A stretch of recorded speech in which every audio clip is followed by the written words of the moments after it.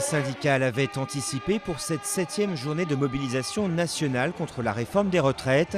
Les Français étaient bien moins nombreux dans la rue au lendemain de l'adoption du projet de loi par le Parlement. Entre 31 et 170 000 à Paris, en très nette baisse, entre 12 et 150 000 à Marseille. Mais pour les syndicats, malgré l'essoufflement et les vacances scolaires, le combat continue.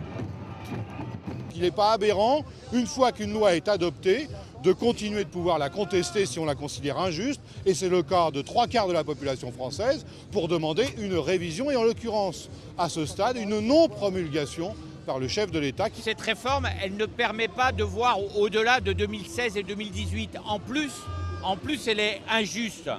Et même le gouvernement l'a reconnu parce qu'il a mis dans sa réforme un amendement qui dit qu'il faut en reparler en 2013. Donc tout ça n'est pas sérieux. Conséquence de la moindre mobilisation, des transports moins affectés que lors des 6 précédentes journées.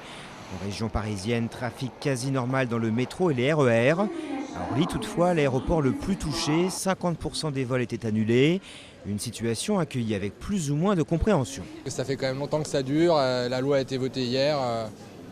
Je ne vois pas vraiment à quoi ça sert. Enfin, c'est des barreaux d'honneur qui coûtent cher à l'économie et à tout le monde. Eh bien encore c'est annulé, donc les grévistes on en a marre. On comprend les manifestations, c'est pour les retraites, c'est pour nous, il faut continuer.